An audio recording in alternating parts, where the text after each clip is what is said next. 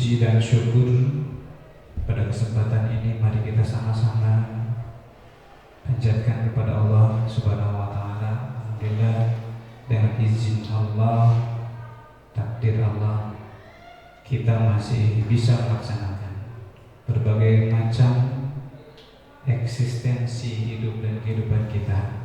Mudah-mudahan segala sesuatu yang sudah kita laksanakan dan yang akan kita laksanakan, Allah jadikan investasi pahala kita kelak di yaumil akhir. Salawat dan salam semoga senantiasa terlimpah curahkan kepada junjungan alam Nabi besar Muhammad Sallallahu Alaihi Wasallam. Tidak lupa kepada para keluarga-keluarganya, sahabat-sahabatnya, tabi'in-tabi'innya. Mudah-mudahan kita semua termasuk umat yang senantiasa ittiba kepada Rasulullah Sallallahu Alaihi Wasallam. Rekan-rekan guru yang saya hormati dan saya banggakan, insyaallah dalam kesempatan yang berbahagia ini, rekan kita Pak Aldi, alhamdulillah termasuk kepada proses untuk menjadi guru penggerak. Di dalam sambutan saat ini saya sebagai kepala sekolah menyampaikan sebuah kebahagiaan bahwa rekan kita ada yang termasuk kepada kategori proses guru penggerak. Menjadi sebuah kebahagiaan yang lain juga bahwa nanti ketika rekan kita sudah disahkan menjadi guru penggerak, ini juga menjadi sebuah poin bagi kita di sekolah kita yang kita cintai. Adapun dalam kesempatan yang berbahagia ini, itu diseminasi, diseminasi budaya positif. Ibu bapak semua, memang bahasa budaya atau kalimat budaya itu sangat berperan sekali di dalam perubahan-perubahan kehidupan anak didik kita. Ada sebuah peribahasa, bangsa yang maju, bangsa yang sukses adalah bangsa yang cinta kepada budayanya itu sendiri. Adapun walaupun budaya tidak menjadi sebuah ketika dilanggar akan mendapatkan serta-merta sanksi, tetapi budaya ini termasuk kepada sesuatu aturan yang tidak tertulis. Tetapi budaya juga bisa menjadikan seseorang dihargai, diakui oleh sesama yang ada di lingkungan. Termasuk dalam dunia pendidikan, kita ingin senantiasa anak-anak didik kita, peserta didik kita, menjadi anak-anak yang memiliki budaya-budaya yang baik. Di zaman globalisasi teknologi yang semakin maju ini, kita sangat prihatin dengan anak-anak didik kita, peserta didik kita, di mana budaya-budayanya sudah agak luntur, sudah tersisihkan dengan budaya-budaya yang memang secara otomatis dengan teknologi yang semakin canggih ini, anak-anak bisa langsung di sosmed, di YouTube dan semua media-media sosial yang lain. Ini sangat tentang anak-anak kita dididik oleh budaya-budaya yang secara tidak langsung mereka diajarkan dari internet yang sudah ada. Contohnya zaman dulu dengan zaman sekarang berbeda. Kalau zaman dulu kita ingin melihat Amerika itu susah, tapi di zaman sekarang teknologi semakin canggih, kita bisa melihat bagaimana keadaan Amerika. Bisa tinggal klik. Nah, ini menjadi sebuah PR bagi kita selaku guru-guru yang ada di sekolah, selaku pengajar-pengajar di sekolah. Kita harus bagaimana caranya agar anak-anak kita ini tidak mengalami dekadensi moral lantaran perkembangan teknologi yang tidak diiringi dengan filter, dengan pendamping. Tetapi ketika kita membekali anak didik kita dengan budaya-budaya yang baik, etika-etika yang baik, yang diharapkan anak memiliki sebuah filter mana yang baik, mana yang tidak baik, mana yang cocok dengan budaya kita dan mana yang tidak cocok dengan budaya kita sebagai orang timur. Orang timur adalah orang-orang yang sangat memahami melaksanakan etika atau budaya masing-masing. Nah, sehingga di dalam kegiatan kesempatan ini, insya Allah nanti pemateri Pak Aldi akan memaparkan, menyampaikan materi tentang budaya positif di sekolah terutama. Nah, mudah-mudahan dengan nanti pemaparan materi yang akan disampaikan oleh Pak Aldi ini menjadi bahan bagi kita. Bagaimana caranya kita nanti untuk lebih eksis lagi mendampingi anak-anak kita, memberikan pemahaman-pemahaman pada anak kita. Bagaimana budaya-budaya yang baik yang harus dilaksanakan, diterapkan di sekolah. Kita tidak menutup mata. Budaya di rumah, budaya dalam kehidupan masyarakat berbeda dengan budaya di sekolah. Yang harus kita pahamkan kepada anak-anak didik kita adalah jangan sampai budaya di rumah dibawa ke sekolah. Kalau masih mending budaya di rumah dengan sekolah tidak berbeda atau sama.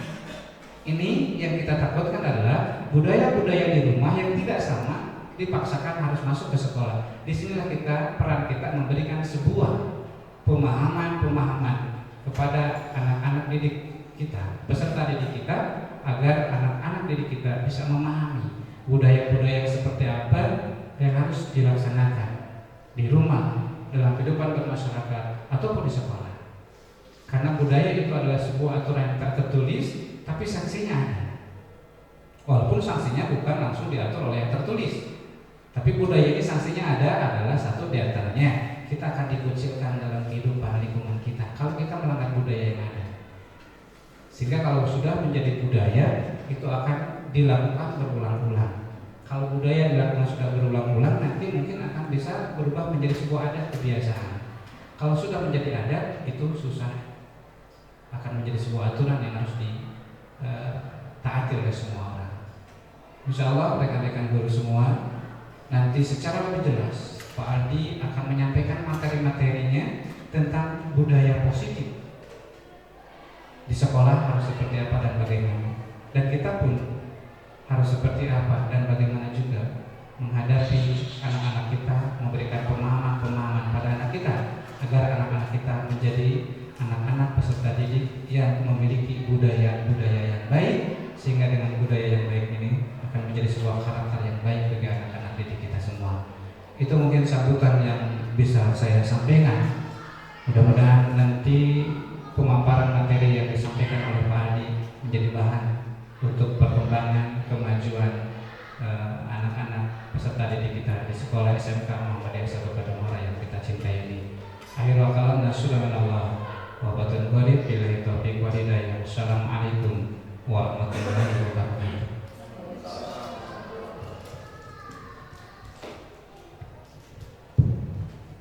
Terima kasih kepada Bapak Nana Setiana selaku Kepala Sekolah SMK Muhammadiyah Satu Kadamora yang telah memberikan beberapa sambutan untuk kita semua. Baiklah, menginjak untuk selanjutnya untuk pemateri tentang diseminasi budaya positif, saya persilahkan kepada calon guru penggerak yaitu Bapak Aldi Fadilah SPD. Kepadanya saya persilahkan.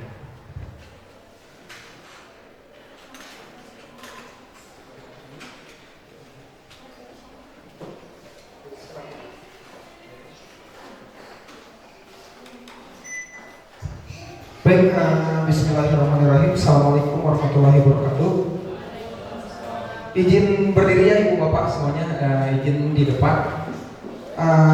Terima kasih kepada Bapak Kepala Sekolah yang telah mengizinkan saya untuk melaksanakan tugas hari ini. Dalam kesempatan hari ini kita akan mencoba sharing ya. Saya pribadi berat ketika ini disebut sebagai pemateri karena saya sendiri masih kosong gitu kan, ilmunya belum punya gitu kan untuk jadi pemateri. Nah, dalam kesempatan kali ini saya akan mencoba sharing atau berbagi tentang diseminasi budaya positif. Oke, sebelumnya apa kabar Ibu Bapak Guru hari ini? Alhamdulillah. Oke, untuk penyemangat ya, di sini saya punya jargon. Ketika saya bilang apa kabar, Ibu Bapak Guru menjawab, Alhamdulillah luar biasa. Kita coba ya. Apa kabar hari ini? Iya, terima kasih. Luar biasa ya, tepuk tangan untuk semuanya. Luar biasa meskipun di siang yang terik ini cuaca panas, harudan gitu kan ya. Yang kita masih terus semangat dalam melaksanakan momen ini. Oke, di sini saya akan mencoba berbagi tentang diseminasi budaya positif. Sebelumnya, Ibu, Bapak Guru pernah ada yang mendengar apa itu diseminasi? Sudah, mungkin ini asing ya, istilah yang asing bagi kita. Tapi di sini ada yang sudah tahu belum apa itu diseminasi? Bukan mana nasinya lain, tapi diseminasi. Oke, baik. Diseminasi ini adalah sebuah ada teori yang menyebutkan diseminasi itu memperkenalkan atau mengajak untuk materi-materi ataupun pemahaman-pemahaman baru, gitu kan. Nah, di sini saya khususnya dan kami dari calon guru penggerak angkatan 10 akan mengajak Bapak Ibu guru untuk menularkan budaya-budaya positif yang ada di lingkungan kita, itu budaya positif. Oke, next. Tidak usah perkenalan ya, mungkin sudah pada kenal. Oke, next. Di sini tujuan diseminasi atau tujuannya diadakan kegiatan kita hari ini, yang pertama adalah untuk memenuhi tugas sebagai aksi nyata. Jadi di dalam guru penggerak kita ada tugasnya itu bukan hanya menulis ataupun membaca ataupun apa. Tugas kami di sini adalah membuat aksi nyata. Nah, di sini sebuah bentuk aksi nyata saya pribadi untuk mengajak dan mengenalkan Ibu Bapak guru semuanya tentang budaya positif. Tujuan yang kedua, penyebaran pemahaman budaya positif kepada seluruh warga sekolah. Nah, makanya di sini kami mengundang kepala sekolah, mengundang Ibu Bapak guru, bahkan mengundang TU, gitu kan. Dari mulai sampai caraka dan juga security pun atau satpam itu harus paham apa itu budaya positif. Agar budaya positif yang kita pahami bisa berhasil, agar budaya positif yang kita junjung itu bisa berhasil, bisa tertular. Nah, di sini ada mengajak warga sekolah untuk bersama-sama menerapkan budaya positif. Nah, sebelum kita lanjut ke materi, kita pemanasan dulu ya. Ibu Bapak guru silakan boleh berdiri dulu, mohon maaf. Boleh berdiri dulu. Lalu selanjutnya saya minta dua orang partisipan. Siapa yang mau? Saya minta dua partisipan di sini. Biar kelihatan. Oke, siapa yang mau atau mau ditunjuk? Atau mau ditunjuk? Oke.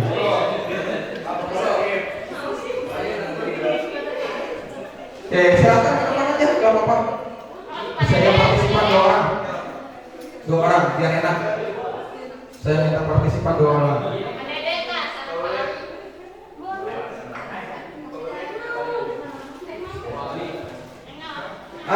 Oke. Di sini saya akan pemanasan. Saya mempunyai games atau permainan. Saya namakan ini senam otak. Mungkin Ibu Bapak guru yang dulunya aktif di organisasi sekolah pasti sering mendengar atau pernah mencoba. Terima kasih Bu Nurul, Bu Ida. Tepuk tangan untuk Bu Nurul dan Bu Ida. Oke, permainannya kita biasanya kan kalau senam itu banyak gerakan ya, tapi di sini sesuai dengan nama permainannya adalah senam otak. Jadi nanti kita ada beberapa gerakan. Oke, taruh mikrofon, kedengaran nggak? Untuk gerakan pertama, kaki kiri membentuk huruf V. Tangan kiri, tangan kiri huruf V. Tangan kanan tembak. Lalu balikan lagi, bisa. Oke, gerakan yang kedua hampir sama. Tangan kiri jempol, tangan kanan kelingking. Tangan kanan kelingking.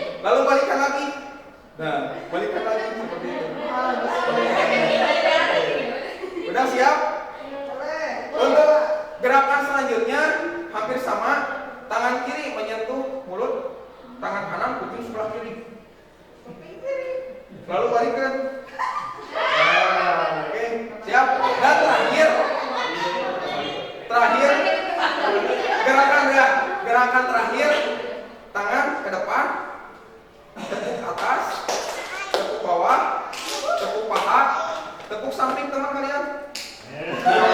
Balik, sebaliknya. Sekarang yang kanan, balik.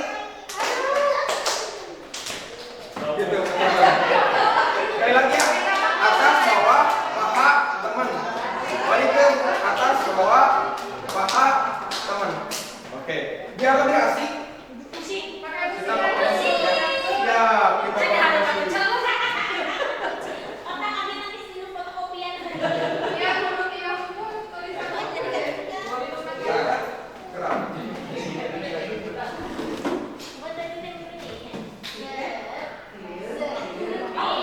Oke, kita pemanasan dulu.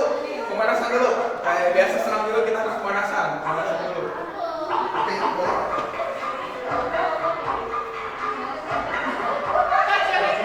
Kecil ya.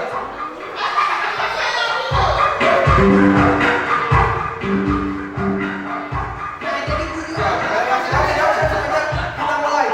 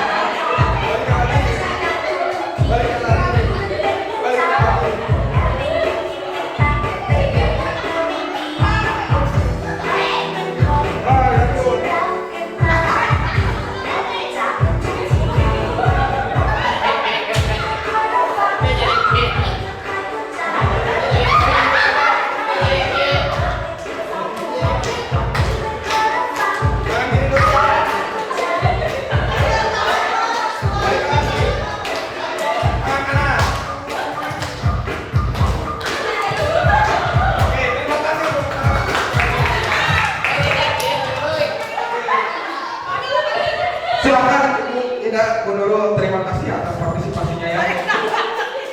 Bagaimana itu senam otaknya?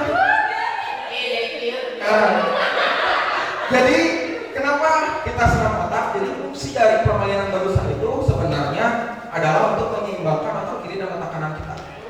Makanya kalau yang tidak terbiasa, ketika tangan kiri hurufi tangan kanan seperti menembak, pas dibalik ketik kaku gitu kan. Apalagi yang tadi. Jadi itu tadi, itu fungsinya untuk menyeimbangkan otak kiri dan otak kanan kita. Itu bisa diterapkan nanti di kelas. Bagaimana perasaannya setelah game tadi? Sudah fresh? Iya Pak. Iya gitu. Oke, kita lanjut ya. Kita kembali lagi ke laptop.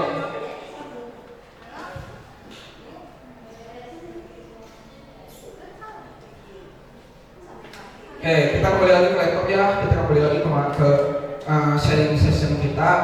Jadi tadi tujuan diseminasinya. Nah, sekarang sebelum kita ke tujuan diseminasi,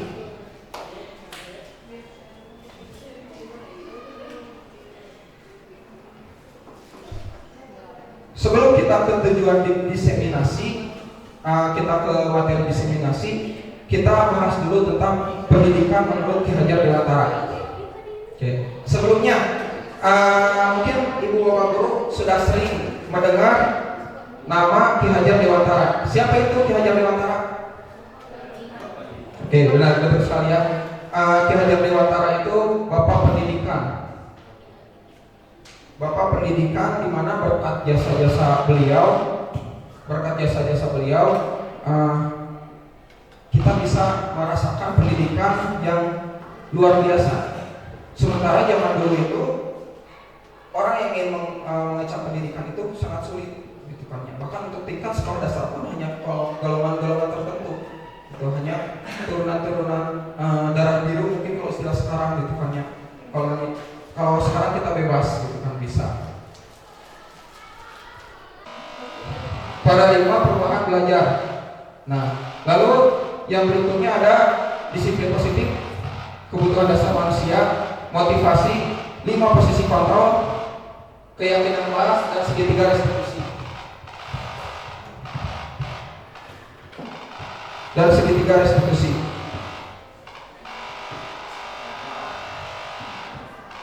Nah, di sini ada pendidikan menurut Ki Hajar Dewantara.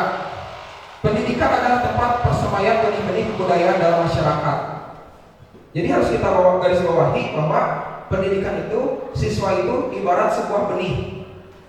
Ketika benih itu padi, ya otomatis nantinya akan tumbuh menjadi padi. Nah begitu juga siswa.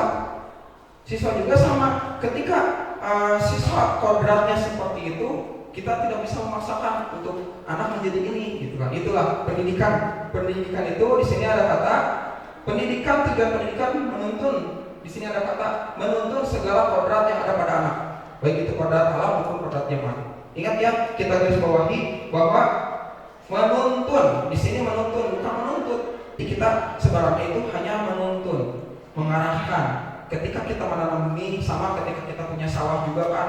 Ketika kita menanam padi, kita harus di tahap-tahapnya, harus dari mulai menanam benih, terus ngore dan sebagainya macamnya, itu kan ada prosesnya. Itu tuh proses menuntun supaya tumbuhnya bagus.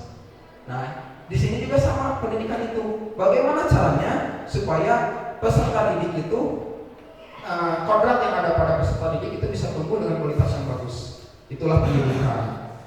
Selanjutnya, oke, kita sifatnya di sini fleksibel ya, serius tapi santai, jangan anggap ini serius, kita fleksibel saja. Ketika ada ibu bapak guru yang ingin mengajukan pertanyaan-pertanyaan ataupun ingin mencoba berpendapat, silakan raise hand saja, angkat tangan, nanti kita boleh diskusi sama-sama. Oke.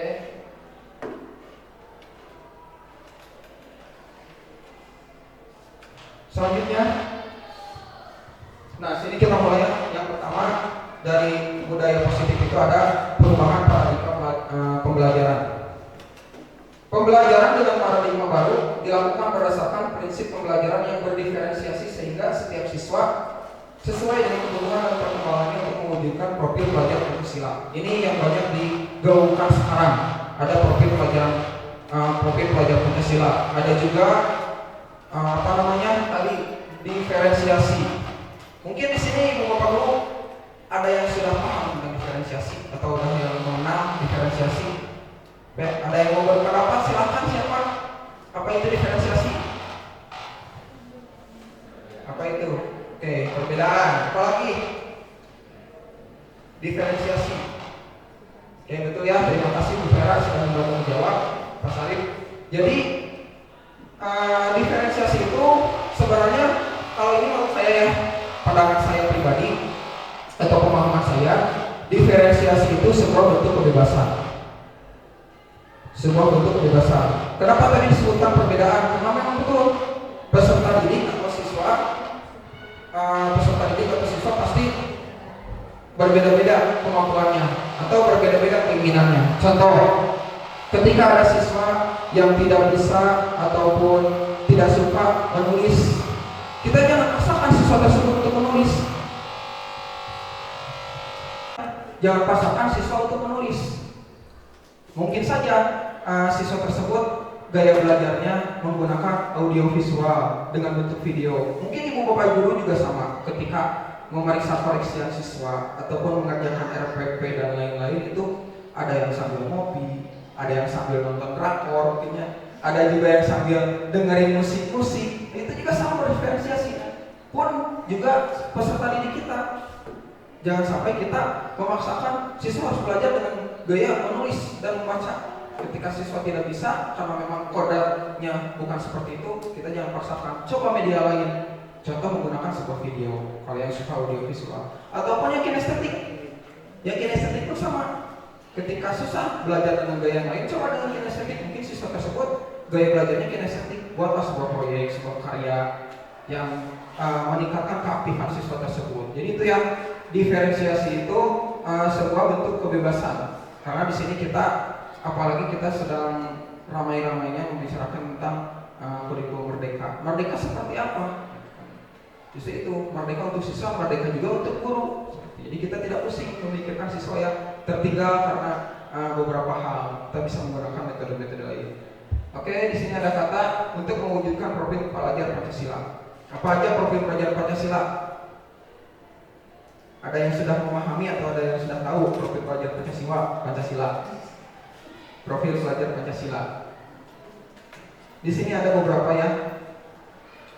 Yang pertama, profil pelajar Pancasila itu beriman bertakwa kepada Tuhan Yang Maha Esa dan berakhlak mulia. Itu jelas sesuai dengan sila kita yang pertama, ketuhanan Yang Maha Esa. Makanya profil pelajar Pancasila ini yang pertama bertakwa kepada Tuhan Yang Maha Esa dan berakhlak mulia. Seperti itu. Oke. Yang selanjutnya sesuai dengan program-program. Mungkin di sini ada program sekolah kita yang sudah berjalan yang berhubungan dengan profil pelajar Pancasila. Contohnya apa? Duha berjamaah. Terus sholat Jumat berjamaah. Itu sebuah program yang mengacu ke profil pelajar Pancasila. Sebenarnya kita sudah menjalankan gitu kan. Yang selanjutnya ada berkebinekaan global. Kita mengenalkan peserta didik kita ke dunia luar. Contohnya apa? Study tour, contoh Borina study tour. Ya, masuk study tour. Kemarin kita study tour melihat museum-museum yang ada di Bandung. Itu kan sama pengenalan ke kebinekaan global. Terus yang sederhana, contohnya apa? Contohnya ketika kita PKL, siswa kita praktekin. Kita itu sebenarnya sedang mengenalkan bagaimana sih dunia kerja itu. Itu juga sama. Sebuah program yang mengacu ke berkebinekaan global. Yang berikutnya gotong royong. Ini sudah jelas, sudah sering kita laksanakan. Apalagi ketika kita menjelang ujian-ujian seperti PAT, PAS dan lain-lain, kita kerjasama, baik itu panitia, guru-guru dan juga siswa. Kita dibantu oleh siswa yang aktif di intrasekolah dan ekstrakurikuler, di interkurikuler dan ekstrakurikuler. Kreatif, ini jelas. Profil pelajar Pancasila harus kreatif. Mungkin di sini saya lihat banyak guru-guru yang kreatif di sini. Contoh kemarin mengadakan pameran tari. Terus untuk guru-guru produktif membuat proyek dan lain-lain. Itu juga sama mengacu ke profil pelajar Pancasila, kreatif, bernalar kritis dan mandiri. Itulah profil-profil pelajar Pancasila yang harus dimiliki oleh siswa kita. Selanjutnya, di sini ada teori miskonsepsi. Apa itu miskonsepsi? Ini adalah teori yang salah pemahaman. Mindset kita salah terhadap mindset yang sudah ada sejak lama. Yang pertama, ilusi mengontrol murid. Kadang-kala kita berpikiran sebagai guru kita mampu untuk mengontrol murid, padahal itu salah. Balik lagi ke materi yang tadi, ke slide yang sebelumnya. Siswa itu dituntun, bukan dituntut. Ketika kita mengontrol murid, itu sama dengan kita menuntut murid harus bisa ini itu, gitu kan. Padahal kita seorang guru tidak boleh untuk menuntut, tapi harus menuntun. Yang berikutnya, ilusi kritik membuat orang merasa bersalah dapat menguatkan karakter. Terkadang kita ke siswa, apalagi siswa yang bermasalah, kita ngobrol, gara-gara kamu bukan jadi ditegur, misalkan misalkan piket gitu kan ya. Piket ngadu ke wali kelas, siswa A, B, C, D terlambat kesiangan, akhirnya wali kelas, gara-gara kamu ibu jadi ditegur seperti apa. Sehingga mungkin mindset kita ketika guru memberikan seperti itu ke siswa akan merasa memberikan efek jerah. Padahal itu tidak. Ketika kita melaksanakan seperti itu akan menyebabkan kreativitas siswa itu menurun dan kepercayaan diri dari siswa itu berkurang. Yang berikutnya, ilusi semua penguatan positif, efektif dan bermanfaat. Mungkin kita punya mindset, punya pemikiran ketika kita di dalam kelas, siapa yang bisa menjawab pertanyaan dari Bapak akan Bapak beri nilai 100, misalkan seperti itu. Nah itu meskipun itu sifatnya positif, sebenarnya itu tidak efektif untuk meningkatkan kemampuan dan pemahaman siswa. Kenapa? Jadi siswa nantinya ketergantungan. Siswa akan belajar, akan mempunyai keinginan karena ada imbalan. Contoh, ini saya sendiri ketika di dalam kelas, yang bisa menjawab saya kasih permen. Jadi siswa belajar karena ingin permen. Nah itu salah. Harusnya nanti ada di slide berikutnya, harusnya siswa bisa itu karena keinginan dari sendiri, bukan karena faktor eksternal. Kalau kita membiasakan ini, berarti ini sama dengan kita membudayakan sebuah budaya yang salah. Bisa saja budaya suap atau sogok itu berawal dari sini. Selanjutnya, ilusi orang dewasa memiliki hak untuk memaksa. Ini sering terjadi apalagi di masyarakat di luar sana. Orang dewasa identik mampu memaksa yang lebih kecil. Kamu harus ini, harus itu, harus ini, harus itu. Kamu lebih kecil daripada saya, kamu lebih muda daripada saya. Padahal tidak seperti itu. Meskipun murid kita umurnya jauh di bawah kita, tetapi tetap saja mereka punya kebebasan, mereka punya bebas untuk mengekspresikan apa yang dia inginkan. Nah, itu. Oke. Sebelum dilanjut, saya ada tebak-tebakan dulu. Siap-siap nih tebak-tebakan. Menurut ilmu kedokteran, ini menurut ilmu kedokteran ya, kurang lebih di anggota tubuh kita ada 350 sendi. Mana guru IPA, Ibu Ida harus? Di dalam tubuh kita ada kurang lebih 350 sendi. Kurang lebih 350 sendi. Tapi ada satu sendi yang paling menyakitkan. Ada salah satu sendi yang paling menyakitkan. Sendi apa itu? Sendirian. Nah, betul sekali. Sendirian. Jadi agar saya tidak merasa sakit karena merasa sendirian di sini, marilah kita buat kelas kita menjadi kelas yang interaktif. Supaya saya tidak merasa sakit, tidak merasa sendirian. Silakan kita sama-sama membangun kelas ini menjadi kelas yang interaktif. Silakan saja jika ingin ada yang mau ditanyakan atau yang enggak, langsung saja raise hand, langsung saja angkat tangan gitu. Biar kita nanti diskusi bareng-bareng. Biar tidak sendirian. Nah, biar tidak sendirian. Boleh silakan bisa yang dengan yang cantik Pak Ibu, maka. Lanjut. Di sini saya punya permainan lagi. Ini nyambung ke materi. Coba saya minta partisipan 2 orang lagi, tapi ingin berbeda. Jangan yang tadi Bu Ida sama Bu Nurul. Sekarang siapa lagi 2 orang? Mas Arif. Mau siapa? Mas Arif Pak. Mas Arif, mangga Mas Arif. Sama siapa boleh? Sarang Risa. Tuh, sarang. Mangga, Pak Dirham. Tepuk tangan untuk Pak Dirham dan Mas Arif. Oke, kita perhatikan dulu sama-sama. Di sini ada permainan cobalah buka. Di sini saya membuat 2 orang ya, antara A dan B. Mungkin saya untuk A Mas Arif, B Pak Dirham.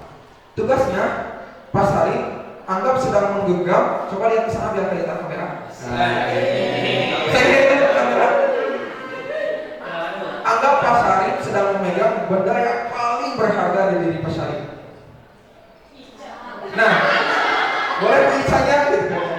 Nah, yang kedua tugas Pak Dirham itu bagaimana caranya silakan rayu ataupun silakan nggak dirayu juga, silakan mau dikeleketek atau seperti apa, pokoknya gimana caranya supaya genggaman Pak Syarif bisa terbuka. Silakan Pak Dirham.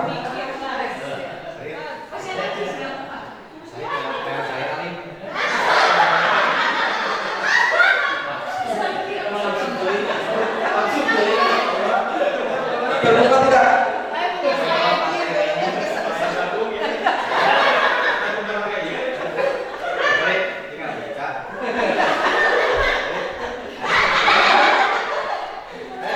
Oke, susah ternyata. Oke, terima kasih Pak Dirham sama Pak Sarif. Nah, Pak Sarif dibuka tangannya. Itu kenapa Pak Sarif dibuka tangannya? Udah selesai. Nah, di sini di dalam permainan, terima kasih tepuk tangan untuk Pak Dirham dan Pak Sarif. Di sini di permainan ini sebenarnya kita ada makna di balik permainan ini. Tadi Pak Sarif memegang teguh barang berharganya sampai Pak Dirham tidak bisa untuk merayu membukanya. Tapi secara tidak sadar ketika Pak Sarif sudah merasa aman, membukalah genggaman tangannya. Berarti di sini siapa yang menjadi kontrolnya? Oke, betul sekali, betul Pak Sarif. Jadi yang menjadi kontrolnya itu kita, diri kita sendiri yang mempunyai kontrol. Begitu juga peserta didik. Peserta didik juga sama, mereka punya pendiriannya masing-masing, mereka punya mindsetnya masing-masing, teguh dengan pendiriannya masing-masing, sehingga mereka mampu untuk mengontrol dirinya. Ketika siswa tidak bisa menulis, belajar dengan gaya menulis membaca, ya itu tidak bisa dipaksakan, karena memang itu pendiriannya seperti itu, murid mengontrol seperti itu. Nah, ini nyambung dengan materi selanjutnya. Slide selanjutnya, sebelumnya kita ke disiplin positif dulu. Tadi kita berbicara diseminasi budaya positif. Tadi mau perlu acara. Apa itu disiplin? Atau ada yang mau mencoba menjabarkan apa itu disiplin? Ibu bapak apa enggak? Disiplin itu naon sih? Apa itu disiplin? Disiplin itu sebuah aturan. Taat aturan, mentaati. Menerapkan disiplin yang mengajarkan anak untuk Bertanggung jawab. Apalagi tadi aturan. Apalagi disiplin. Tepuk tangan untuk Pak Dirham dan Bu Ida sudah membantu saya untuk menjawab. Terima kasih. Betul ya, itu disiplin itu di aturan untuk bentuk tanggung jawab siswa. Di sini saya akan mengupas budaya. Disiplin sesuatu yang dilakukan seseorang pada orang lain untuk mendapatkan kepatuhan. Ini jelas ya. Bisa karena dipaksa, gitu kan ya, awalnya gitu. Dipaksa dan akhirnya terbiasa. Itu sebuah disiplin. Mungkin kita sering mendengar bentuk disiplinitas. Contoh sehari-hari saja ketika baju untuk siswa itu dikedalamkan untuk baju putih. Itu bentuk disiplin gitu kan. Secara tidak langsung siswa kan pasti akan memasukkan ketika ke sekolah. Itu bentuk disiplin. Supaya apa? Mendapatkan kepatuhan. Selanjutnya, sebagai pendidik, tujuan kita adalah menciptakan anak-anak yang memiliki disiplin diri sehingga mereka bisa berperilaku dengan mengacu pada nilai-nilai kebajikan universal yang memiliki motivasi intrinsi bukan ekstrinsi.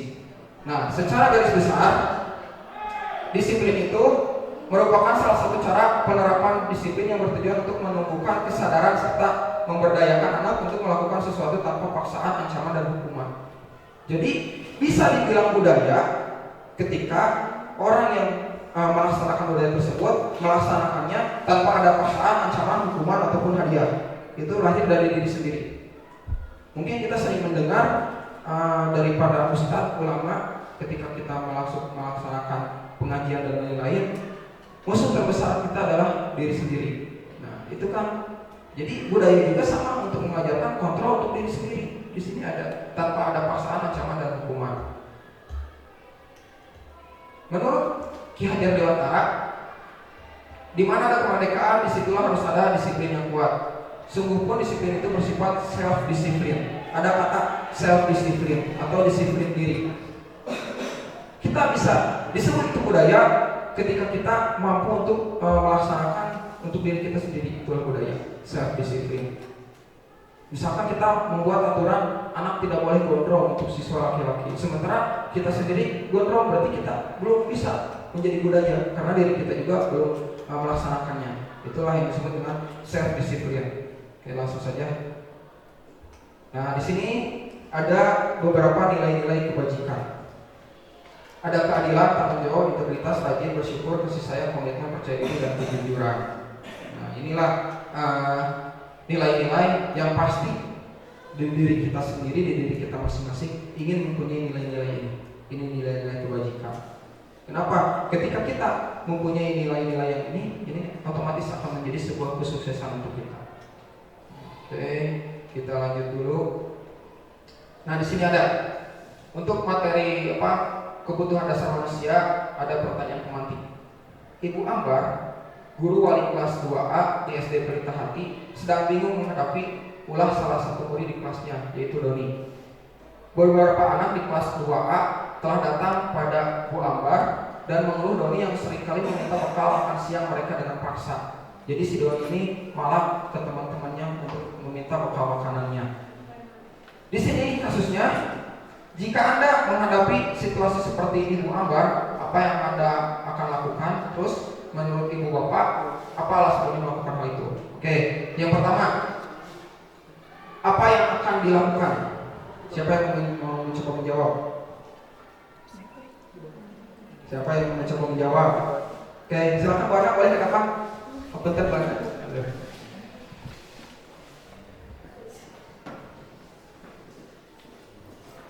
Terima kasih Pak Wim untuk waktunya. Menurut asumsi saya, ketika mendapatkan kasus seperti ini, yang pertama harus ditanya itu Doninya sendiri. Ya. Kenapa Doni bisa melakukan hal seperti itu? Apakah karena mungkin latar satunya apakah karena kurangnya perhatian dari orang tuanya ataupun juga ada faktor-faktor eksternal lainnya sehingga Doni bisa berperilaku seperti itu. Jadi kita sebagai guru tidak bisa menjudge anak itu, kok anak itu seperti ini karena A, B, C, nggak bisa seperti itu. Tapi kita harus melihat dulu latar belakang yang menjadikan anak itu bersifat seperti itu. Itu jawaban saya. Terima kasih Pak. Atur nuhun buat tepuk tangan untuk buat. Oke, betul sekali ya. Ketika kita menjadi seorang pendidik, posisi Bu Ambar ini menurut saya tergantung sudut pandang kita seperti apa. Tergantung kasusnya seperti apa, sudut pandang kita seperti apa untuk menangani Doni ini. Kita lanjut ke materinya. Di sini ada beberapa kebutuhan dasar manusia. Yang pertama kebutuhan survival atau kebutuhan bertahan hidup. Betul tadi yang diutarakan oleh Bu Ana. Mungkin saja Doni latar belakang keluarganya seperti apa sehingga dia tidak punya bekal, sehingga merasa lapar dengan terpaksa melakukan hal tersebut. Karena kebutuhan manusia yang pertama adalah survival atau bertahan hidup. Yang berikutnya kebutuhan love and belong. Apa itu love and belong? Cinta dan kasih sayang. Pak Ilham panggilannya akan cinta-cintaan. Oke, love and belong. Jadi kebutuhan cinta dan kasih sayang. Mungkin saja Doni sedang mencari perhatian, sedang mencari bentuk kasih sayang sehingga kalau bahasa anak sekarang itu caper dengan melakukan hal tersebut. Bisa saja seperti itu. Atau kemungkinan yang berikutnya kebutuhan freedom. Apa itu freedom? Kebebasan. Freedom itu kebebasan. Jadi mungkin Doni merasa jenuh, merasa di rumahnya tertekan atau seperti apa, sehingga ketika di luar rumah atau di sekolah Doni melakukan hal tersebut karena ingin mencari kebebasannya, merasa jenuh. Yang berikutnya kebutuhan fun atau kesenangan. Mungkin saja Doni sehari-harinya murung atau gimana, ketika bertemu dengan teman mencari kesenangannya, dia menurut Doni cara tersebut itu sebuah kesenangan yang merugikan orang lain, gitu kan. Itu bisa saja karena kurangnya kesenangan di luar sekolah. Atau yang terakhir kebutuhan power atau kekuatan. Mungkin saja Doni mempunyai egoisme, ingin tampil, ingin menjadi pemimpin, ingin menjadi sosok yang ditakutkan gitu kan ya, sehingga muncullah kebutuhan power atau kekuatan yang memunculkan Doni bertingkah seperti itu. Jadi kita harus tahu dulu latar belakang apa untuk menindaklanjuti selanjutnya. Nah, gitu ya. Jadi nanti kita untuk memecahkan masalah yang ada pada peserta didik kita harus lihat dulu kebutuhan apa yang tidak ada pada peserta didik tersebut, kebutuhan apa yang tidak ada pada Doni. Oke, terima kasih. Kita lanjut lagi. Di sini ada materi tadi kan tentang ketika kita ingin mempunyai budaya positif, yang pertama harus punya tadi nilai-nilai, terus yang tadi yang sekarang motivasi. Di sini ada kata motivasi. Di sini ada pertanyaan pemantik lagi. Sebagai seorang pendidik, saat Anda perlu hadir di suatu pelatihan, motivasi apa yang mendasari tindakan Anda? Oke, mungkin. Contoh saja, jangan pelatihan. Contoh ketika rapat dinas, pasti ada motivasi kita untuk menghadiri rapat dinas. Mungkin karena ingin tahu informasi, atau mungkin bisa saja karena ingin uang transportnya, gitu kan ya, ingin amplopnya. Itu tidak bisa dipungkiri, gitu kan. Itu pasti ada. Nah di sini sesuai ada. Apakah Anda hadir karena tidak ingin ditegur? Sini dicarikan ke pimpinan, ke kepala sekolah, jadi tidak hadir, gitu kan ya. Apakah ingin dilihat dan dipuji oleh lingkungan? Ikut pelatihan karena ingin dipuji. Wah, si bapak A itu rajin bla bla bla segala macam. Atau motivasi yang terakhir, menjadi orang yang berusaha dan bertanggung jawab serta menghargai diri Anda sendiri sebagai teladan bagi murid-murid lain. Ini nih, motivasi nomor 3 yang perlu kita punya. Kita memenuhi tugas, jangan karena ingin pujiannya, jangan ingin karena tidak ditegur takut ditegur pimpinan, dan juga jangan karena hal-hal lain. Tapi lihat, ketika kita hadir, contoh ibu bapak di sini hadir dalam acara ini merupakan sebuah bentuk menghargai diri sendiri. Menghargai diri sendiri. Bahkan di ajaran kita pun, di agama kita pun menjelaskan barang siapa yang mengundang, kita harus menghadirinya, sebisa mungkin harus menghadirinya. Betul kan? Nah itu berarti bentuk menghargai diri sendiri. Bentuk menghargai diri sendiri. Tanpa ada transport pun, tanpa ada amplop pun, tanpa ada teguran pun, kita tetap hadir. Nah itu bentuk menghargai diri sendiri. Itulah motivasi yang harus kita punya sebagai pendidik agar menciptakan budaya positif. Nah di sini seperti tadi ya, Dian Gosen dalam bukunya Restructuring School Discipline menyatakan ada 3 motivasi perilaku manusia yang tadi dijelaskan: menghindari ketidaknyamanan, mendapatkan imbalan, menjadi orang yang mereka inginkan, dan menghargai diri sendiri dengan nilai-nilai yang mereka percaya. Nah itu tadi seperti tadi yang dibahas. Nah ini ada motivasi intrinsik. Mungkin kita pernah mengalaminya. Yakin Bapak, saya yakin semua ibu bapak yang ada di sini pernah merasakannya ketika kita waktu kecil belajar mengenal huruf, belajar mengenal angka, menyambungkan huruf demi huruf, menyambungkan kata menjadi kata sebuah kalimat, sampai kita bisa membaca. Ibu bapak guru umur usia berapa tahun sudah bisa membaca? Dari usia berapa tahun? Nah, Bu Nurul 7 tahun bisa membaca. Bu Nurul, bagaimana perasaannya ketika pertama kali bisa membaca? Membaca uang, benar. Ibu-ibunya mama kan uang aja. Jadi gitu ya. Pasti ini saya pernah merasakannya. Saya bisa membaca ketika umur 6 tahun. Itu merasa sangat bangga, sangat bahagia. Bahkan sampai dengan bangganya saya sampai berlinang mata, itu berlinang-linang. Mah bapak saya bisa membaca gitu, karena setiap ada kalimat yang ada di tembok dimanapun saya baca dengan lantang, karena baru pertama kali bisa membaca. Itu kan ada kebanggaan di diri sendiri yang tidak bisa kita beli. Nah itulah motivasi intrinsik, motivasi yang lahir dari diri sendiri, motivasi yang keluar dari diri sendiri yang tidak bisa diuangkan atau kita tidak bisa beli. Jadi ada kepuasan secara tersendiri. Nah itulah motivasi intrinsik. Kita pun melaksanakan tugas harus mempunyai motivasi intrinsik seperti ini. Ini saya pernah rasakan juga ketika uji kom kemarin. Siswa yang tadinya tidak bisa, sama sekali tidak bisa, selama 3 hari siswa tersebut belajar full sungguh-sungguh sampai pada pelaksanaan uji kom itu nilainya cukup tinggi, nilainya besar. Itu saya sampai nangis. Karena apa? Karena di diri saya mempunyai kebanggaan. Nah itulah motivasi intrinsik itu seperti itu. Itu yang harus kita punya. Jadi kita ngajar tuh jangan asal ngajar, jangan asal masuk kelas, tapi kita harus punya motivasi tersebut agar hasilnya pun luar biasa, hasilnya pun maksimal untuk siswa. Itu motivasi intrinsik. Motivasi intrinsik adalah motivasi yang terbentuk di dalam diri saat kita melakukan sesuatu tanpa adanya reward dari lingkungan. Balik lagi ke yang tadi, kita merasa bangga ketika bisa membaca, tapi meskipun kita tidak dapat hadiah, tapi kita bangga. Meskipun tidak dapat reward, itulah motivasi intrinsik. Ketika siswa bisa, pasti kita bangga. Kita harus punya motivasi itu dalam membentuk budaya positif di lingkungan kita. Motivasi intrinsik mengacu pada alasan mengapa kita melakukan aktivitas tertentu untuk kepuasan dan kenikmatan yang muncul di dalam diri ini. Kenikmatan ini tidak bisa kita beli. Nikmatnya makanan kita bisa beli, tapi kenikmatan intrinsik yang ada di dalam diri sendiri itu kita tidak bisa beli dimanapun itu. Lanjut. Nah ini nih yang sering kita laksanakan.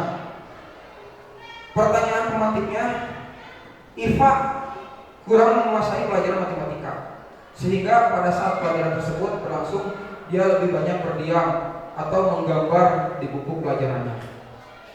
Pada saat guru matematikanya Pak Seno menanyakan pertanyaannya, Iva menjadi gugup dan sengaja menjatuhkan tasnya dari kursi. Jadi ketika ditanya oleh guru karena gugup, sampai tasnya itu jatuh karena gugup tadi. Seluruh kelas putar, Iva pun menjadi gagap ketika ditanya. Iva menjadi gagap karena tadi karena merasa cemas, merasa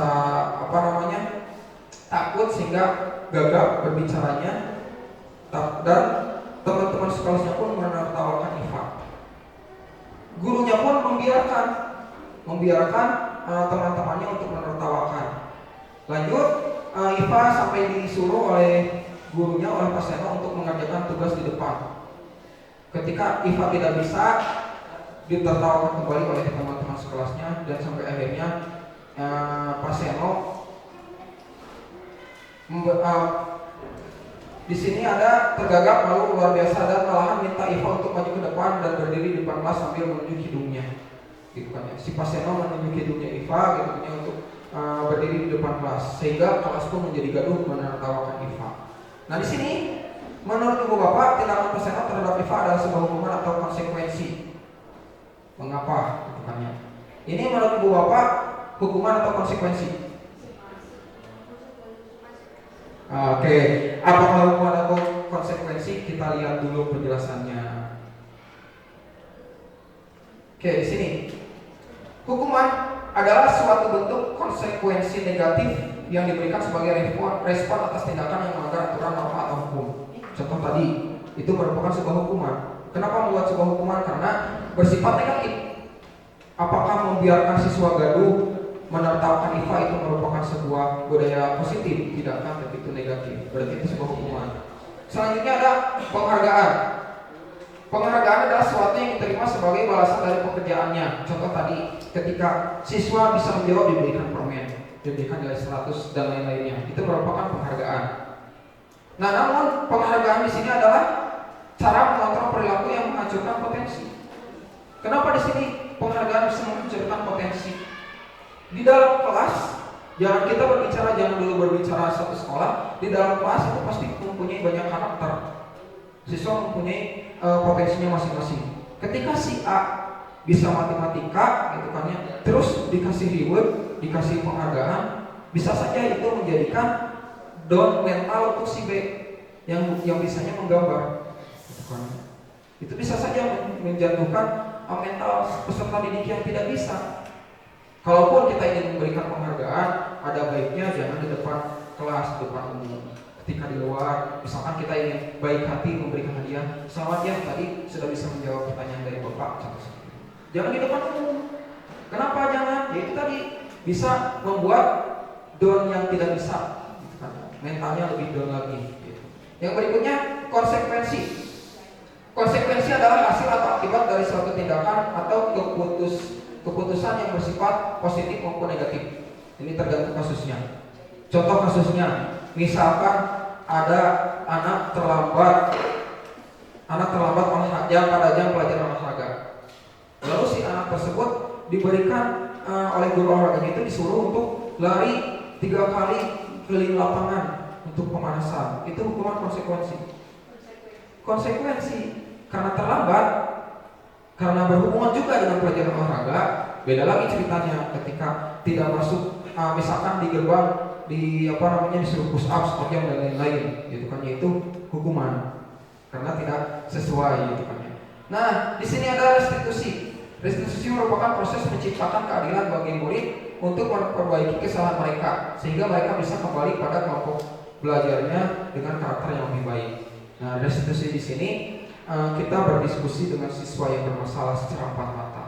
Secara empat mata ya, jangan ada mata yang lain kalau kita mau melaksanakan restitusi. Kita tanya, kenapa melakukan hal tersebut? Lalu menurut kamu solusi apa yang terbaik untuk menyelesaikan masalah kamu?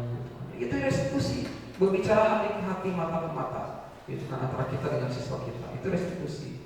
Jadi untuk meningkatkan budaya positif di sekolah kita, itu kita harus mencoba menerapkan bagaimana itu restitusi. Kita harus mencoba menjalankan restitusi yang jangan sampai pacaran menjadi prostitusi. Itu bahaya kalau jadi prostitusi, tapi restitusi. Nah, ini yang poin yang paling tinggi, yang paling baik itu ada di restitusi. Nah, kenapa tadi penghargaan saya bilang itu jelek, kebiasaan jelek, budaya negatif. Di sini lihat perbedaannya. Hukuman itu menyakitkan, membuat siswa tidak nyaman, murid takut dan menyembunyikan masalahnya karena takut dihukum, dan murid menjadi rendah diri atau tidak ada kepercayaan dirinya kalau sering dihukum. Yang berikutnya penghargaan tidak efektif, merusak hubungan. Contoh tadi antara si A si B, si A diberi hadiah Y, si B tara, bisa saja merusak hubungan pertemanan. Terus kasus yang lainnya mungkin karena Pak Sarip dekat Y dengan siswi, bisa saja merusak hubungan dengan Bu Ica. Seperti itu bisa saja. Terus bentuk penghargaan mematikan kreativitas. Bisa saja mematikan kreativitas siswa yang si B tadi karena tidak bisa menjawab, belum tentu potensinya di situ. Kalau kita terus memberikan penghargaan, bisa saja mematahkan kreativitas yang ada pada diri si B. Seperti kasus tadi Iva, ketika pelajaran matematika malah menggambar. Karena takut dan karena merasa malu, tidak pernah diberi penghargaan, jadi dia tidak mau menggambar lagi. Padahal potensinya digambar. Itu bentuk penghargaan seperti itu. Terus merampas hak menghargai diri sendiri. Secara tidak langsung ketika kita memberikan penghargaan kepada siswa, itu merampas hak menghargai diri sendiri. Jadi si siswa tampil karena ingin imbalan. Itu bentuk penghargaan seperti itu. Oke, kita lanjut dulu. Perbedaan konsep disiplin sukses. Di sini ada konsekuensi. Penguatan jangka pendek seperti tadi. Terus perlu monitoring berkala. Stimulus respon, murid menghormati peraturan. Karena dengan konsekuensi murid menjadi menghargai aturan. Nantinya karena bukan takut, karena tidak ingin mengulanginya lagi. Jadi lebih menghargai aturan karena sudah diberikan konsekuensi. Contoh ketika siswa mengotori meja, terus kita sebagai pendidik, sebagai guru menyuruh siswa tersebut untuk membersihkannya kembali, itu bentuk konsekuensi. Ketika kita membiasakan seperti itu, secara tidak langsung mindset anak, ini meja harus selalu rapi, jangan seperti itu. Yang terakhir restitusi, penguatan jangka panjang, fokus pada pemecahan masalah. Jadi dengan restitusi, masalah yang ada pada anak akan dipecahkan lagi oleh anak. Itu restitusi. Murid menghormati dirinya dan orang lain, murid bertanggung jawab dan bersemangat memperbaiki kesalahan. Itulah perbedaan-perbedaannya antara tadi hukuman, penghargaan, konsekuensi, restitusi. Oke, izin dulu, ada permainan lagi. Pak Aldi mau beak-beak gimana? Sebentar ya.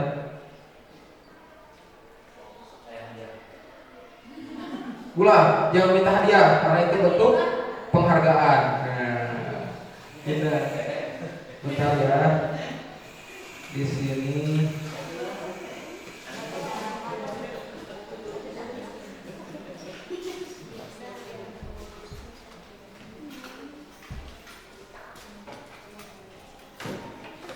Di sini saya sudah siapkan nama-nama ibu bapak yang hadir hari ini. Dan di sini ada beberapa pertanyaan. Nanti ibu bapak memilih. Jadi ini bukan saya yang milih ya. Ini sistem yang memilih. Sudah siap? Kita coba spill. Siapa yang keluar? Ibu Ana. Oke, Ibu Ana. Bu Ana dari 1 sampai 15 mau pilih nomor berapa? 10 Bu Ana 10. Nomor berapa? Nomor 3. Yakin pada nomor 3? Mau nomor 3 apa ada yang kantong kanan saya? Oh enggak ya, bukan seperti itu ya, bukan. Oke, kita buka nomor 3. Di sini ada pertanyaan. Lari mengelilingi lapangan basket 2 kali karena terlambat 10 menit untuk pelajaran PJK. Ini hukuman atau konsekuensi? Konsekuensi. Kita lihat benar atau salah. Konsekuensi ya. Oh betul, tepuk tangan untuk keluarga. Oke, selanjutnya pertanyaan masih banyak. Siapa lagi? Mita. Bu Sumi ya. Bu Sumi mau pilih nomor berapa? Bentar. Kenapa nomor 1? Karena ingin menjadi nomor 1 gitu kan ya. Nomor 1. Kehilangan 10 menit jam istirahat untuk mengerjakan tugas karena terlambat datang tertinggal pelajaran sekolah 10 menit. Ini hukuman konsekuensi. Konsekuensi kita cek. Konsekuensi betul tidak? Oh betul. Tepuk tangan untuk Sumi. Lanjut. Masih lanjut ya, pertanyaan masih banyak. Kita putar lagi. Siapa yang keluar?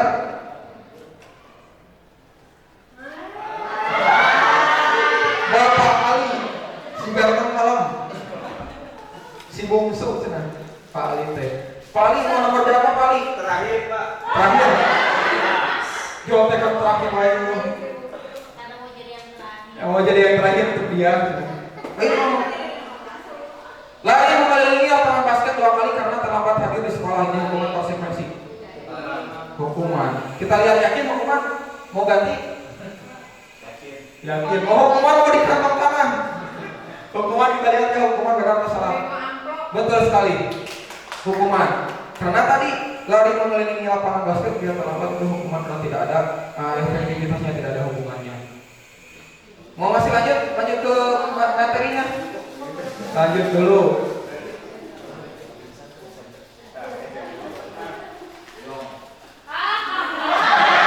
Bapak Dirham, vokalis kita. Pak Dirham mau nomor berapa Pak Dirham? 13. Menggantikan kertas tugas teman yang telah dicoret-coret. Hukuman konsekuensi. Saya pilihan baru. Menggantikan kertas tugas yang punya teman kita yang telah kita coret-coret. Hukuman konsekuensi.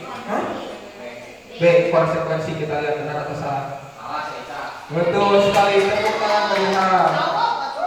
Mau lanjut lagi atau lanjut lagi ke presentasi? Lanjut dulu ini. Tangguh.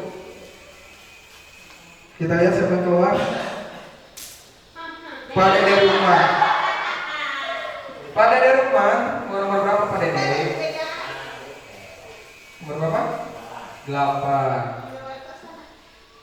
Mencatat 100 kali di dalam buku kalimat, saya tidak akan terlambat lagi karena terlambat ke sekolah. Ini hukuman konsekuensi.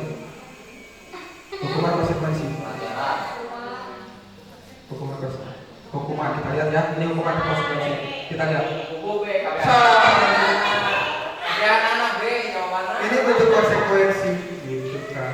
Kenapa tadi bentuk konsekuensi? Karena tadi ketika kita terlambat, mungkin di sekolah tersebut sudah ada kontraknya, sudah ada keyakinan kelasnya, gitu kan. Kita terlambat seperti itu. Satu lagi, saya minta satu lagi. Pas Arif soalnya saya panggil. Dulu tadi saya bukan Bu Pera terakhir ya. Bu Pera nomor berapa Bu Pera? Nomor 5. Membersihkan coretan yang dibuatnya di meja tulis. Hukuman konsekuensi. Konsekuensi. Betul sekali. Oke, itu ya. Berarti saya ambil kesimpulan bahwa ibu bapak guru di sini sudah mulai bisa membedakan apa itu hukuman, apa itu konsekuensi. Gitu. Di sini saya mencoba menjawab nomor 9. Memberikan pena kepada teman yang penanya dilempar ke sawah. Ini sama konsekuensi, jelas, bentuknya positif. Contoh hukuman, saya nyari materi hukuman.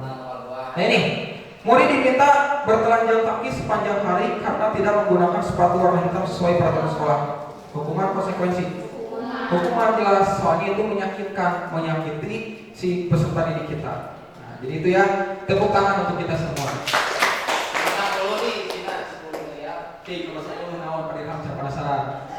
Murid diminta untuk push up 15 kali karena tidak menggunakan masker ke sekolah. Hukuman konsekuensi. Hukuman, betul sudah ya. Sip, sudah pada paham. Jadi alangkah baiknya ketika siswa melakukan salah, kita berikan konsekuensi bukan hukuman.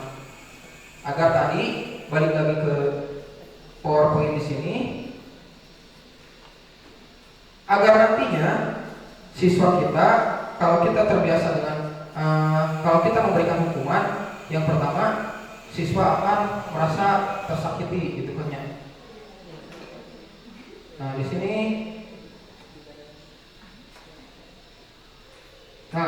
kenapa kita harus memberikan konsekuensi? Untuk menghormati peraturan. Secara tidak langsung artinya peserta didik akan menghormati peraturan. Jadi selanjutnya, next slide. Di sini ada tentang 5 posisi kontrol. Tisa dan Hana dipanggil masuk ke ruangan Bu Dewi. Ibu Dewi baru saja mendapatkan pengaduan dari Ibu Tisa bahwa Hana menggunakan kata kasar dan merendahkan Tisa di media sosial. Jika Anda sebagai pendidik, apa yang Anda akan lakukan? Coba. Di sini ada beberapa posisi kontrol ya. Posisi kontrol kita yang pertama ada sebagai penghukum. Kita langsung menghukumnya, bukannya menghukum yang memberikan hukuman. Yang berikutnya pembuat rasa bersalah. Contohnya gimana?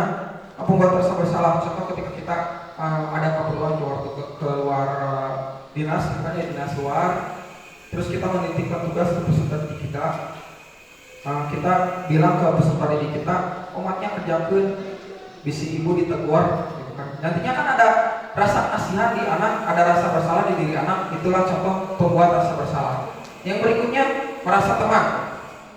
Guru kita sebagai guru, kita sebagai pendidik, ada kalanya menjadi teman untuk siswa kita. Contohnya, ayolah kita kerjasama sok. Kalian kerjakan bapak rangkan biar kita sama-sama tenang, kita sama-sama enjoy, kita sama-sama aman gitu kan. Itu berarti posisi kita sebagai teman. Yang berikutnya posisi sebagai pemantau. Kalau pemantau, yang namanya pemantau itu ada prosesnya ya. Ada prosesnya. Contoh tadi kasus yang tadi cekcok di media sosial, gitu kan, menjelek-jelekan di media sosial. Sebagai kita pemantau, kita harus tahu dulu kenapa kamu melakukan seperti itu. Kenapa kamu A, kenapa kamu B, kenapa kamu C, dan seterusnya. Itu pemantau. Dan selanjutnya ini posisi manajer. Posisi manajer itu harus lebih netral lagi. Posisi kita harus lebih netral lagi. Jangan memihak ke salah satu atau ke beberapa pihak, tapi kita harus netral. Itu manajer. Kita lihat perbedaannya di sini. Contoh penerapan kasus. Penghukum menunjuk atau menyakiti atau menyindir itu sebuah hukuman. Kita posisinya berarti sebagai guru yang penghukum. Contohnya apa? Kalau kamu tidak melakukannya, saya akan mengeluarkan kamu di dalam kelas. Contoh itu penghukum, tindakan penghukum. Hasilnya si anak akan memberontak, menjadi pendendam, menyalahkan orang lain ketika kita terlalu sering menghukum anak. Yang berikutnya pembuat rasa bersalah. Berceramah menunjukkan kekecewaan mendalam. Itu banyak kita berbicara depan anak sehingga anak merasa kecewa, gitu, merasa sedih dan lain-lain. Contohnya apa? Kamu sedang mengecewakan ibu bapak karena tingkah kamu bla segala macam. Itu pembuat rasa bersalah. Tidak menghukum siswa, tetapi membuat siswa merasa bersalah. Ini nantinya akan si siswa akan menyembunyikan banyak hal karena tidak ingin membuat gurunya sedih, tidak ingin membuat gurunya kecewa. Murid akan berbohong nantinya, akan menutup-tutupi. Selanjutnya di sini perilakunya itu negatif.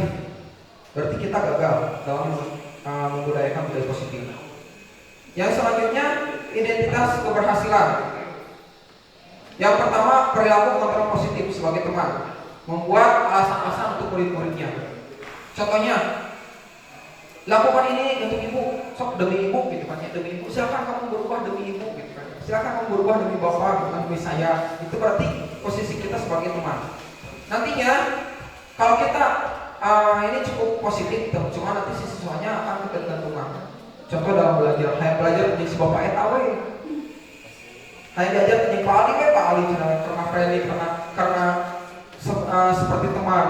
Nah nantinya si siswa akan ketergantungan. Yang berikutnya pemantau. Yang namanya pemantau tidak akan langsung mengambil keputusan, tapi ada mengukur dulu, menghitung dulu, gitu kan ya, melihat dulu permasalahannya. Contohnya ini, ketika anak berbuat salah tidak langsung disalahkan. Kamu tahu tidak apa peraturannya? Gitu kan. Kamu tahu tidak keyakinan apa yang ada di kelas kita? Nah seperti itu posisi kita sebagai pemantau. Yang berikutnya sebagai manajer. Apa yang kita yakini? Gitu kan. Apa kamu meyakini hal tersebut? Itu bentuk dari sebuah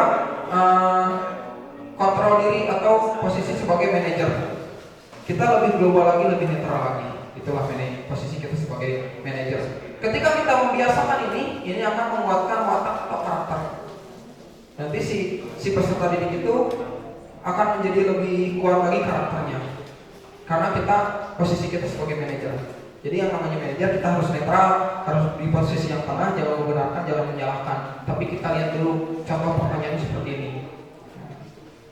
Kalau kamu yakin, kalau kamu mau memperbaikinya, jadi kira-kira hal apa yang menggambarkan tentang caranya untuk memperbaiki kesalahannya? Itulah posisi manajer.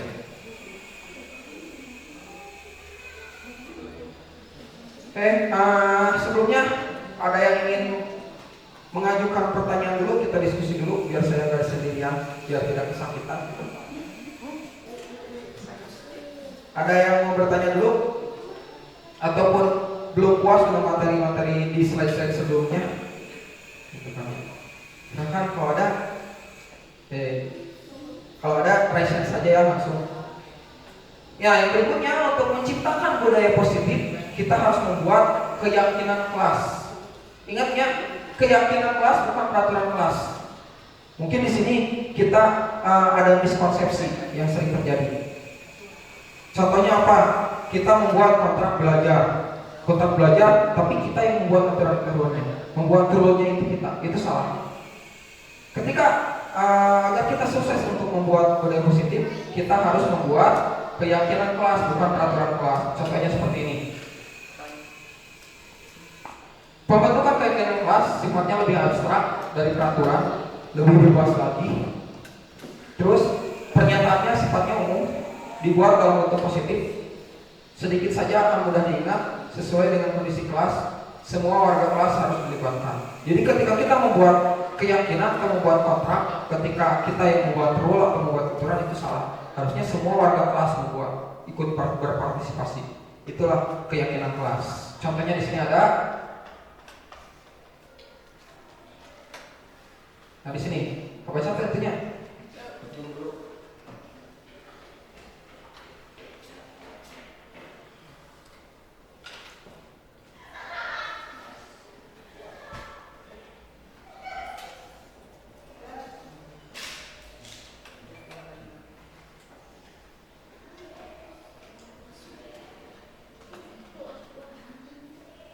Contoh di sini, perbedaan antara peraturan kelas dengan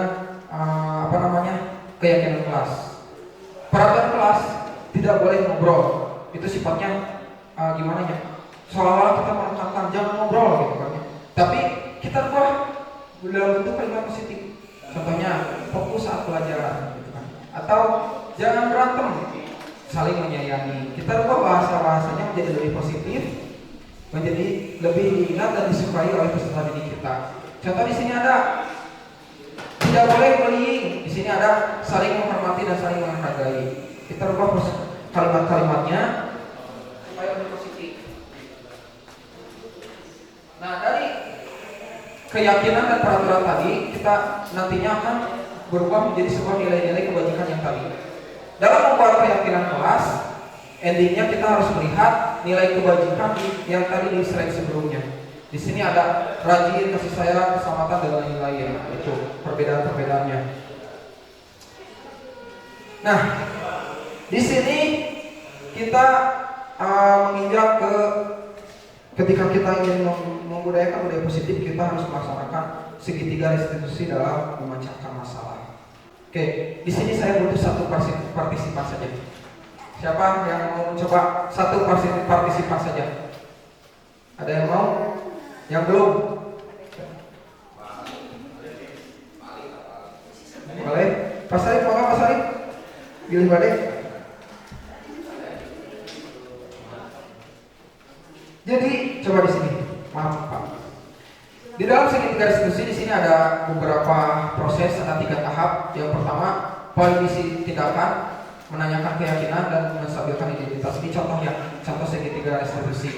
Coba anggap saja saya seorang coach dan Bapak sebagai orang yang akan konsultasi. Silakan Pak, mau apa yang dikonsultasikan?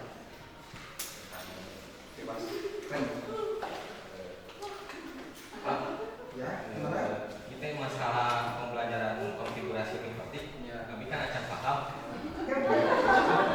Serius? Saya belum paham Pak tentang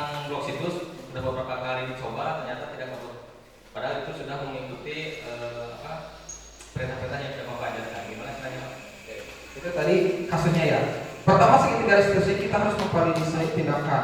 Contohnya, kata untuk memvalidasi tindakan. Oh, seperti itu. Oke lah, Bapak maklumi. Dulu juga saya ketika belajar perlu beberapa kali percobaan. Ketika saya belajar perlu beberapa kali ngulik berapa lama gitu kan ya. Itu kita validasi dulu. Validasi itu kita menyamakan antara saya dan peserta didik, antara guru dan peserta didik. Contoh lain misalkan, oke, Bapak maklumi, Bapak juga waktu sekolah seperti itu, bla bla bla segala macam, itu validasi tindakan. Lalu langkah berikutnya kita menanyakan keyakinan. Menstabilkan tadi, maaf ya salah. Yang tadi tahapan pertama itu menstabilkan identitas.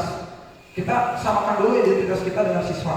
Oke, Bapak juga waktu sekolah seperti itu gitu kan. Saya juga dulu waktu pertama kali belajar sama beberapa kali proses percobaan itu menstabilkan identitas. Untuk validasi tindakan contohnya seperti ini. Oh, mohon Pak Sarip, kita menurut Pak Sarip langkah apa yang harus dilakukan agar bisa mengkonfigurasi mikrotik atau memblokir situs tersebut? Ya, dengan cara yang sudah Bapak ajarkan kan tidak bisa memblok. Mungkin cari lagi tutorial yang lain dengan cara yang berbeda tapi fungsinya sama untuk memblok situs. Nah, itu tadi pertanyaan dari saya, itu contohnya validasi tindakan. Menurut Bapak atau menurut kamu, langkah apa yang kamu lakukan? Nah, itu validasi tindakan. Yang selanjutnya, lalu Pak Sarip kan tadi mencoba untuk mencari referensi lain, selanjutnya mencoba cara-cara yang lain. Itu nanti kita sebagai guru atau sebagai pendidik atau sebagai posisi manajer, kita harus menanyakan keyakinan. Contohnya seperti ini. Oh, seperti itu Pak. Apakah Bapak yakin dengan media ataupun referensi yang lain bisa menjadi sebuah dengan menjadi sebuah solusi? Dengan referensi lain bisa menjadi permasalahan saya bisa terpecahkan. Nah, itu kita membuat pertanyaan untuk meyakinkan siswa kita. Ya, jadi itu tadi contoh segitiga restitusi. Terima kasih Mas Sarip, tepuk tangan Mas Sarip. Jadi tadi ya, saya beri contoh lain. Di sini ada contohnya.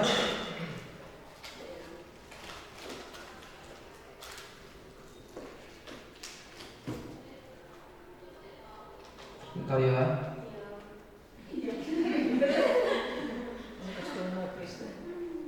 Di sini saya ada contoh penerapan segitiga restitusi.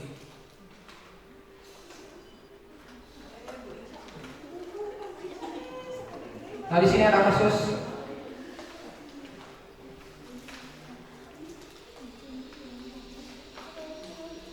di sini ada narasi atau dialog. Ini dilakukan saya dengan Ervan kelas TKJ 1.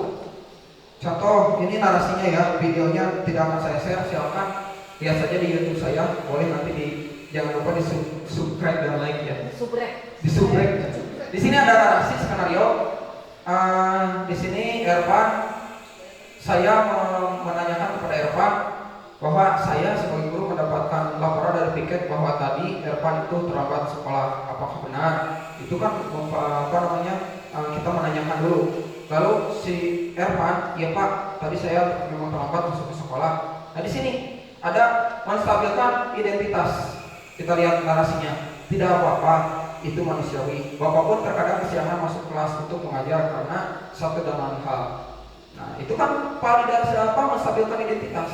Atau gini, bahkan dulu juga saya waktu sekolah, Bapak terlambat gitu kan ya, sering terlambat. Itu menstabilkan identitas. Jadi nantinya si anak kenapa perlu menstabilkan identitas? Nanti peserta didik tidak akan merasa canggung dengan saya gitu kan ya, tidak merasa takut karena disamakan dulu identitasnya. Nah, selanjutnya saya bertanya, nah kalau boleh tahu kenapa kamu terlambat? Nah, yang tadi, yang ini validasi tindakan. Si anak memvalidasi, oh iya benar Pak, gitu kan, berarti kan sudah tervalidasi.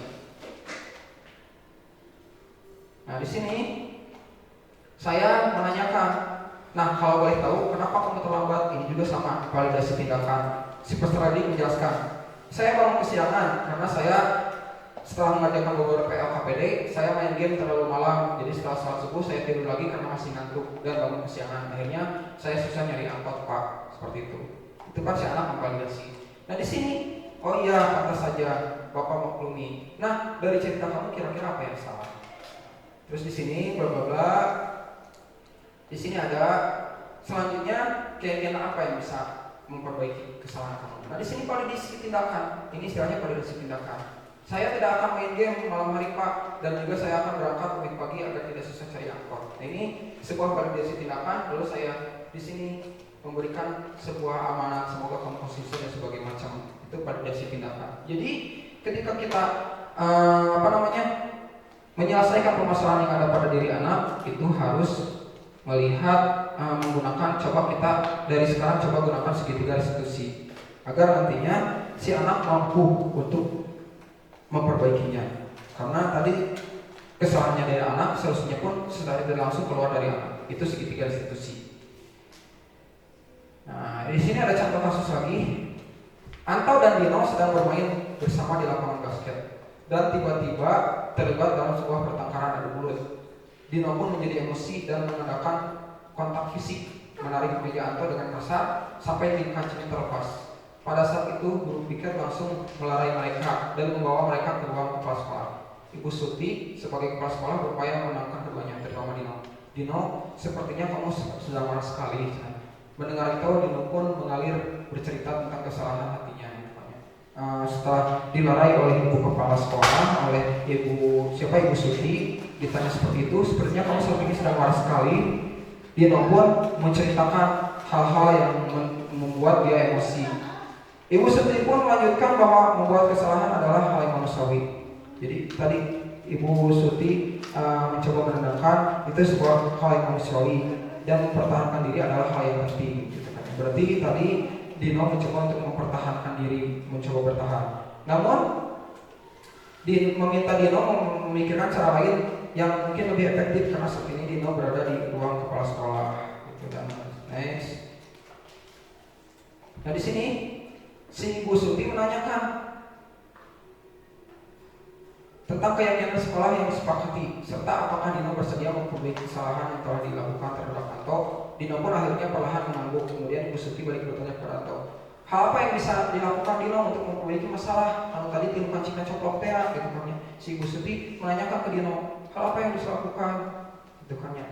Mungkin mengelem ya Bu, senang gitu kan ya, dilem kancingnya. Itu tidak mungkin, kalau dilem nanti copot lagi. Dan akhirnya singkat cerita, si Ibu Suti memanggil guru tata busana, memanggil Pak Otim untuk dan di sini si Dino belajar menjahit ke Pak Irfan guru tata busana untuk memperbaiki kancing temannya yang tadi copot karena berkelahi. Nah, di sini di kasus ini posisi kontrol apa yang telah dipraktikkan oleh kepala sekolah, hal apa saja yang dilakukan sehingga berkesimpulan seperti itu. Nah, ada yang mau menjawab dulu posisi kontrol apa yang dilakukan oleh ibu kepala tadi? Ya, penengah teh naon beda tadi teh yang menjadi menengah teh? Menengah atau netral itu posisi naon Pak Sarip? Tadi posisi manajer. Oke, itu posisi manajer. Di sini menstabilkan identitas.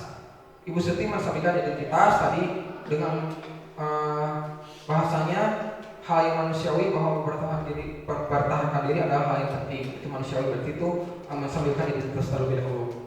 Lalu Ibu Suti menanyakan alasannya untuk memvalidasi tindakan, kenapa berantem, bla bla bla segala macam itu kan jadi validasi tindakan.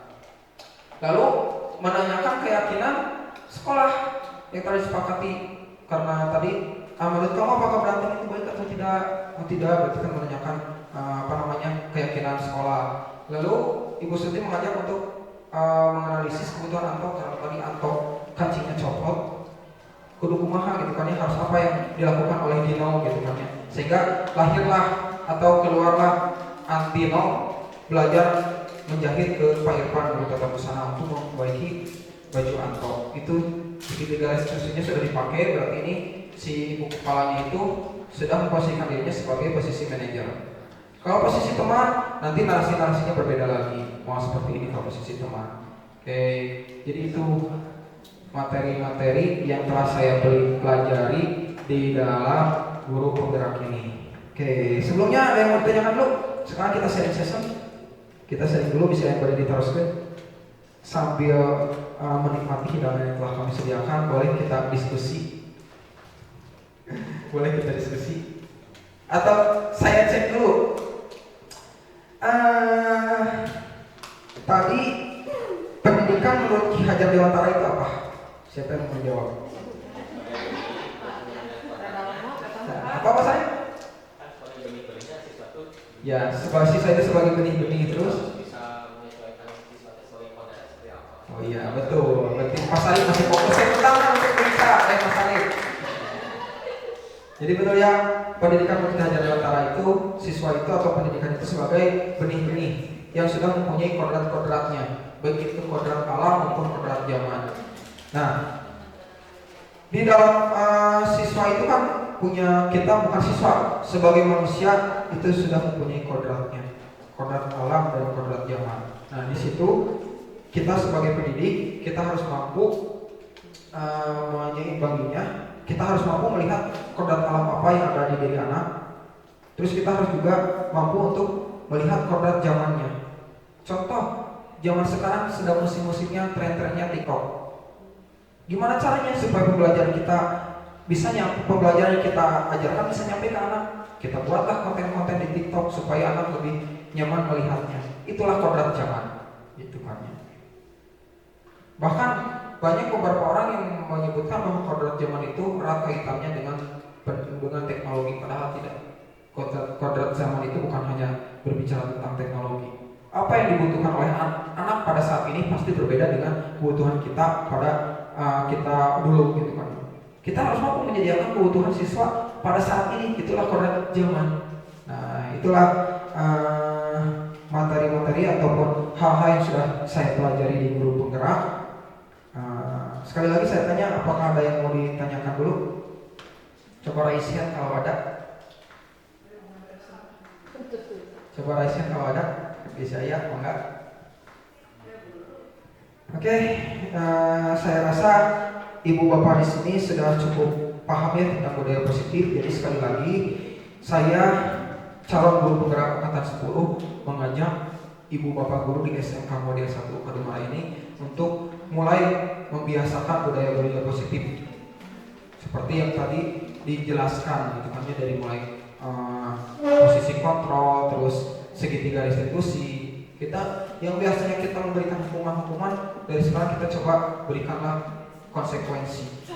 Yang biasa kita memberikan penghargaan, kita coba berikan konsekuensi. Yang biasanya kita kesulitan menindak masalah anak, kita coba terapkan segitiga restitusi supaya nantinya menjadi sebuah budaya positif di sekolah kita. Oke, terima kasih. Salam guru penggerak. Di guru penggerak ada jargon kami adalah tergerak, bergerak, menggerakkan. Itu jargon kami. Dan posisi saya di sini karena saya sudah tergerak dan saya mencoba untuk bergerak seperti sekarang dan ingin menggerakkan ibu bapak guru yang ada di sini. Karena tujuan kami guru penggerak adalah itu, tergerak, bergerakkan, dan menggerakkan. Akhirul kalam, saya ucapkan terima kasih kepada ibu bapak guru hebat. Semoga apa yang saya sampaikan bisa bermanfaat. Terima kasih sebesar-besarnya. Assalamualaikum warahmatullahi wabarakatuh.